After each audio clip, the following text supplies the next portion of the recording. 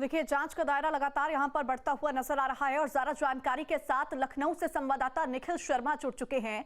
निखिल, तस्वीरें हम लगातार देख रहे हैं कि कैसे दिल्ली ब्लास्ट के बाद जांच का दायरा बढ़ रहा है। यूपी में एक और हाई अलर्ट है, तो यहां पर जब जांच करने के लिए लखनऊ में पहुंचे, छापेमारी जब की गई, तो क्या तस्वीरें वहां से निकलकर सामने आई? सबसे पहले इसको लेकर जानकारी एक बार। देखिए, लखनऊ में दो जगह छापेमारी की गई। एक शाहीन का घर, दूसरा उसके भाई परवेज का घर। सबसे पहले एटीएस और जम्मू कश्मीर पुलिस की जो टीम थी वो परवेज के घर पर पहुंची। परवेज मौजूद नहीं था, उसका ताला तोड़कर वहां पर सर्च किया गया और उसके बाद उस मकान को सील कर दिया गया गवाह के सामने। दूसरी जो है वो टीम उसके बाद यहाँ पर पहुंची। शाहीन के घर की हम आपको तस्वीरें दिखा रहे हैं। उसके पिता यहाँ अपने सबसे बड़े बेटे के साथ रहते हैं और बहुत छोटा सा घर है, ये कह सकते हैं महज कुछ फीट का। तो वो तस्वीर हम आपको दिखा रहे हैं कि किस तरह से ये जो दरवाजा आपको दिख रहा है, ये रेड कलर का जो येलो कलर का, माफ़ कीजिएगा, ये पूरा पार्ट दिख रहा है, ये उसके घर का है। लखनऊ के खंडारी बाजार इलाका है, लालबाग में पड़ता है और यहाँ पर जो उसका घर है वो रहता। तो उसके पिता यहाँ पर रहते हैं, उसकी माँ यहाँ पर रहती है और बड़ा भाई, दोनों यहाँ पर रहते हैं।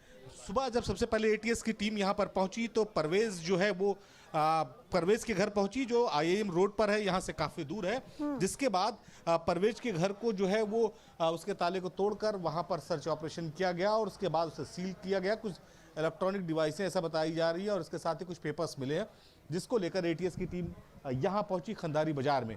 जम्मू कश्मीर की पुलिस साथ में थी और उसके बाद जो डॉक्टर है, इसके परिवार के लोगों से पूछताछ हुई। शाहीन के फादर निकले, उन्होंने कहा, पुलिस को इस बात की जानकारी दी कि उनकी 1.5 महीने से शाहीन से कोई बात नहीं हुई है और शाहीन जो है वो 1.5 महीने से उनके संपर्क में नहीं है। बड़ा जो दूसरे नंबर का बेटा परवेज है, छोटा बेटा जो परवेज है, उससे ज़रूर उनकी मंगलवार को बात हुई थी, लेकिन उन्होंने बस खैरियत पूछी और अब वो कहाँ है इसकी उन्हें जानकारी नहीं है। परवेज का मोबाइल नंबर जो है वो अब सेवा में नहीं है, जो जानकारी शाहीन ने जो गिरफ्तारी के बाद जो नंबर दिया होगा। तो अभी उसके घर को सील कर दिया गया, लेकिन उधर शाहीन के परिवार यानी उसके माता पिता और भाई और जो परिवार के लोग यहाँ पर मौजूद हैं, आसपास के लोगों से जब हमने बात की तो उन्होंने कहा बहुत मिलने जुलने वाला परिवार नहीं था, अपने में रहता था। यह हाल ये था कि घर से सटे हुए जो पड़ोसी थे उनसे भी परिवार के लोग नहीं बात करते थे। शाहीन के बारे में मैं बताऊं, उसने प्रयागराज मेडिकल कॉलेज से जो MBBS किया था और उसके बाद वहीं से मास्टर डिग्री की और उसके बाद कानपुर में भी उसकी पोस्टिंग रही है। कानपुर में कॉलेज में वो प्रवक्ता के तौर पर UPSC सेलेक्ट हुई थी और वहीं पर उसकी शादी एक नेत्र सज्जन के साथ हुई और उसके बाद में डाइवोर्स हो गया। माना जा रहा है कि 2013-14 तक जो है वो शाहीन ने वहाँ पर काम किया और उसके बाद वहाँ से वो बिना बताए फरार हो गई। उसने किसी बात की कोई जानकारी नहीं दी। बाद में संपर्क किया गया कॉलेज की तरफ से, UPSC की टीम की तरफ से, लेकिन उससे किसी तरह का कोई संपर्क नहीं हो पाया, उसे बर्खास्त कर दिया गया। उसके बाद जो शाहीन का घर हम आपको दिखा रहे हैं, ये कहा जाता है कि शाहीन यहाँ से दोबारा लौट कर नहीं आई, परिवार के संपर्क में वो ज़रूर रहती थी और यही जो शक है, संदेह है जो शाहीन को लेकर, वो बन जाता है। शाहीन का, जैसे मैंने बताया कि वो कानपुर से निकलने के बाद जब परिवार के लोगों के संपर्क में नहीं आई तो शुरुआती दौर में परिवार के लोगों को चिंता हुई और इस कॉलोनी में, जैसा मैंने बताया, कि बहुत सारे लोग हैं, लेकिन वो इस बात को बिल्कुल, उनको इस बात का अंदाजा नहीं है कि कैसे जो है वो शाहीन इस रास्ते पर आगे बढ़ गई, कैसे कैसे संपर्क में आई। निखिल, जैसा जानकारी यहाँ पर दे रहे हैं कि शाहीन काफी लंबे समय से अपने परिवार के कांटेक्ट में नहीं थी, लेकिन कभी कभी उससे बातचीत जरूर होती थी। तो क्या परिवार वालों की तरफ से जानने की कभी कोशिश नहीं की गई कि शाहीन आखिरकार क्या काम कर रही है? और जिस तरह से अभी कड़ियां जुड़ती हुई यहाँ पर नजर आ रही हैं, तो ऐसा लग रहा है कि शाहीन और परवेज दोनों की काफी बातें होती थी। बिल्कुल, यही जो सबसे महत्वपूर्ण विषय है। जो शाहीन थी, उसका ये परिवार का कहना है कि वो बाहर रहती थी, पश्चिमी उत्तर प्रदेश में कहीं काम कर रही थी, क्या कर रही थी बहुत ज़्यादा उनको जानकारी नहीं। परिवार के लोग कह रहे थे उसने चूंकि डॉक्टरी में डिग्री की थी तो निश्चित तौर पर ऐसा ही किसी हॉस्पिटल में काम कर रही है। परवेज का इन्वॉल्वमेंट कहाँ से आया? जो एटीएस ने कहा है कि कुछ गाड़ियाँ ऐसी हैं जो फरीदाबाद में ट्रेस हुई हैं, जिनके नंबर जो है ट्रेस हुए हैं, वो गाड़ी जो है वो परवेज के नाम है। अभी तक उस गाड़ी का नंबर क्या है, वो गाड़ी कौन सी थी, या इसकी जानकारी जो है पुलिस और एटीएस की तरफ से नहीं दी गई है। लेकिन वो परवेज के घर पर पहुंचकर इस बात की तस्दीक करना चाहते थे। तो एक तरफ शाहीन की गिरफ्तारी हुई, दूसरी कोई संदिग्ध गाड़ी जो वहां मिली वो परवेज के नाम से मिली, इसलिए परवेज रडार में आया। शाहीन और परवेज दोनों ने MBBS किया था, दोनों जो है वो पढ़ने में अच्छे थे, दोनों एक दूसरे से संपर्क रहते थे और दोनों ने इस घर से लगभग संबंध खत्म हो गया था, बाहर रहने लगे थे।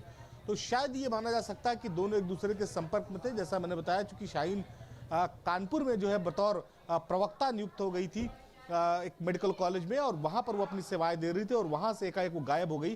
तो परिवार से नेटवर्क लगभग खत्म हो गया। चूंकि जो शाहीन थी उसकी गाड़ी में ही AK-47 मिली, जिस गाड़ी में AK-47 मिली वो शाहीन के नाम पर थी। माना जा रहा था कि डॉक्टर जो गिरफ्तारी हुई है उसकी शाहीन प्रेमिका थी। चूंकि पहले एक बार शाहीन का डाइवोर्स हो चुका है, ये बात सबको पता है, परिवार के लोगों को पता है, आसपास के लोगों को पता है। तो ये अंदाज़ा लगाया जा रहा है, और इसी अंदाजे को ट्रस्ट करते करते जो जम्मू कश्मीर की पुलिस थी और ATS थी वो यहाँ पर पहुंची थी। जम्मू कश्मीर की पुलिस सुबह ही आ गई थी, लेकिन उसने इंतज़ार किया इस बात को तस्दीक करने के लिए कि शाहीन के इस घर में जो पैतृक आवास है और जो परवेज का घर है वहाँ पर कौन कौन लोग मौजूद हैं, कोई है या अभी नहीं है। जब उसे इस बात की पुख्ता जानकारी हो गई कि कुछ लोग हैं शाहीन के पैतृक आवास पर, तो यहाँ पर छापेमारी की गई और परवेज के जो घर था जो IIM रोड पर है वहाँ पर ताला तोड़ करके वहाँ पर सर्च ऑपरेशन किया गया।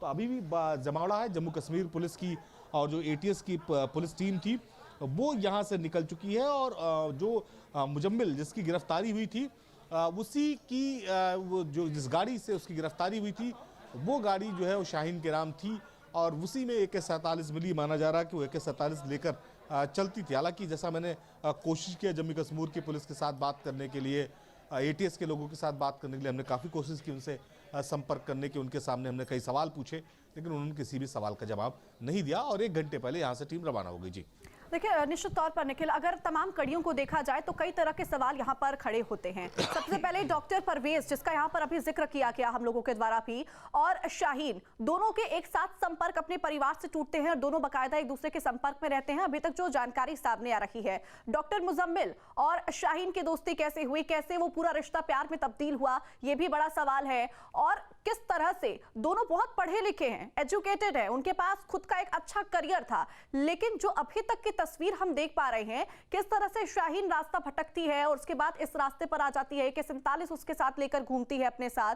तो ऐसे में कई तरह के सवाल यहाँ पर निखिल खड़े हो रहे हैं, जिसके जवाब जानना भी बहुत ज्यादा जरूरी है। उसके अलावा भी जब जांच एजेंसियों ने यहाँ पर छापेमारी की तो परवेज के घर से कुछ दस्तावेज यहाँ से जानकारी है कि जांच की टीम लेकर पहुंची है। क्या शाहीन के घर से भी कुछ बरामद किया गया है, कोई डिवाइस ऐसा बरामद किया गया है? देखिए, शाहीन के पिता इस दबिश के बाद, इस छापेमारी के बाद बाहर निकले थे, और उन्होंने दूर से ये बताने की कोशिश की कि उनके घर में सर्च ऑपरेशन में कुछ भी नहीं मिला, और उन्हें इस बात की उम्मीद है कि उनकी बेटी इस मामले में दोषी नहीं है, उनका बेटा इस मामले में दोषी नहीं है। शाहीन के जो मामला है उसमें जांच में किसी भी तरह का वो सहयोग करने के लिए जांच एजेंसियों के साथ तैयार है। कहानी ये है कि जब शाहीन जो है वो कानपुर मेडिकल कॉलेज में काम कर रही थी, तो उसी दौरान उसका प्रवक्ता के तौर पर उसी दौरान उसका तबादला कन्नौज किया गया था। जो पुलिस और ATS को जो जानकारी मिली है कि जब वो कन्नौज में उसकी तैनाती हुई, वो तैनाती महज 6 माह की थी। उस 6 माह में तैनाती के दौरान उसका पश्चिमी उत्तर प्रदेश में आना जाना हुआ, और धीरे धीरे यहीं से वो मुजम्मिल के कांटेक्ट में आई। वहां से लौटने के बाद उसने अपने पति जो आई सर्जन थे उनके साथ डाइवोर्स किया, और फिर कानपुर जो मेडिकल कॉलेज प्रवक्ता की नौकरी थी उसे छोड़कर वो चली गई। उसके बाद वो पश्चिमी उत्तर प्रदेश में रहने लगी। परिवार से भी धीरे धीरे संबंध टूट गया, चूंकि जो उसके पति थे जिनके साथ डाइवोर्स हो चुका, जो कानपुर में वो आई सर्जन थे, तो परिवार उनके संपर्क में था। परिवार को भी इस बात का अंदाजा हुआ होगा। आज लोगों के आमतौर पर बच्चे से आज के युग में या आज का जो सोशल मीडिया का दौर है, डेली लोगों से बात होती है, तो 1.5 महीने पर अगर परिवार की बात होती है तो निश्चित तौर पर नाराजगी रही होगी, और वही नाराजगी इस बात का संकेत दे रही कि शाहीन फिर बाद में कहाँ गई, परिवार के लोगों ने इससे बहुत मतलब नहीं रखा। परवेज इसमें कैसे आया, ये सबसे महत्वपूर्ण बात है, क्योंकि शाहीन और परवेज जो है वो दूसरे और तीसरे नंबर के जो घर में बच्चे थे। तो ठीक है, देखिए निखिल, तस्वीरें जैसे जैसे क्लियर होंगी, कई तरह के सवाल भी यहाँ पर उठेंगे और उन सवालों का जवाब धीरे धीरे मिलता हुआ नजर भी आ रहा है। फिलहाल बहुत शुक्रिया तमाम जानकारी के लिए, बने रहिएगा आप हमारे साथ। रुक करेंगे वापस। और दिल्ली में हुए ब्लास्ट ने कई परिवारों को गहरे सदमे में डाल दिया है। अपनों को खोने के गम में डूबे परिजन फूट फूट कर रो रहे हैं। इस हादसे में कई जिंदगियां उजाड़ दी हैं और अनगिनत सपने चकनाचूर कर दिए हैं। LNJP अस्पताल की मोर्चरी में लापता लोगों के परिजनों के पहुंचने का सिलसिला जारी है। इन्हीं में से एक है जुम्मन का परिवार। जुम्मन लाल किले के आसपास ई रिक्शा चलाता था। परिवार ने जुम्मन की पहचान कपड़ों से की है। इस समय हम दिल्ली के एलएनजेपी अस्पताल के मॉर्चरी में मौजूद हैं और यहाँ की तस्वीर आपको दिखा रहे हैं। जिस तरीके से कल शाम को 6:52 के आसपास दिल्ली के लाल किला के पास जो है वो ब्लास्ट होता है और उसके बाद तमाम लोगों को जो घायल थे और इस ब्लास्ट में जिनकी मौत हुई उनको यहाँ पर अस्पताल में लाया गया। तो इस समय दिल्ली के एलएनजेपी अस्पताल की तस्वीरें हम आपको दिखा रहे हैं और यहाँ पर जो परिजन हैं वो अपने घर के लोगों के लिए यहाँ पर पहुँच रहे हैं, अस्पताल के बाहर पहुँच रहे हैं, मॉर्चरी में अपनों को ढूंढने के लिए पहुंच रहे हैं। यहाँ पर क्या नाम है आपका? क्या नाम है? शहनाज जी, ये बताइए कि कब आप लोगों को घटना का पता चला? कौन आपके व्यक्ति थे जो इसमें शामिल? हमें तो पता ही नहीं, हम तो सुबह पता चला। हमें पूरी रात ढूंढा बेटे को और मिला ही नहीं और सुबह पता चला। किसने बताया आपको? जान पहचान वालों ने ही बताया। 100 नंबर को कॉल करा सर, लाल किले पे जाके 100 नंबर को कॉल करा। फिर हम चांदनी चौक थाने में गए, वहाँ भी पता नहीं चला। फिर हम सुबह यहाँ आए, यहाँ भी हमने डेड बॉडी देखा, जब पता नहीं चला। फिर हम अपने शास्त्री पार्क गए, वहाँ कंप्लेन लिखवाया इसका। फिर यहाँ से पुलिस वालों को कॉल गया तो एक डेड बॉडी और आई है, वो आप आके देख लो। तो अभी क्या नाम है उनका जिनको आप ढूंढ रहे हैं? मेरा भाई है जुम्मन। तो वो कहाँ लाल किला में मौजूद थे? वहाँ पर लाल किले में मौजूद था। इसका ऑक्सीजन जो है सब वहीं का दिखा रही है। बिल्कुल। क्या करते थे वहाँ पर? रिक्शा चलाते थे। आप लोग कहाँ के रहने वाले हैं? हम शास्त्री पार्क के रहने वाले हैं। इनका बड़ा बेटा हैगा।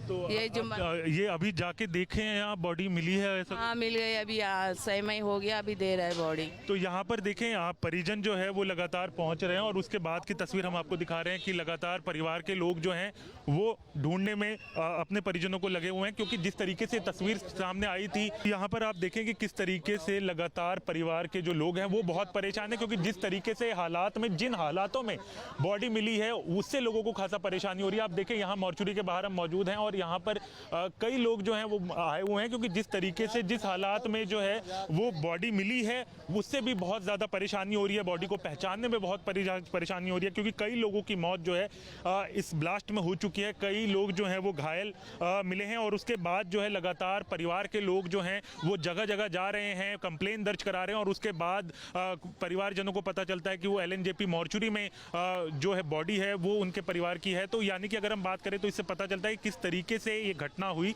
और उसके बाद कितना इम्पैक्ट जो है परिवार के लोगों में इसका देखने को मिल रहा है। वीडियो जर्नलिस्ट राकेश रावत के साथ हरीश झा।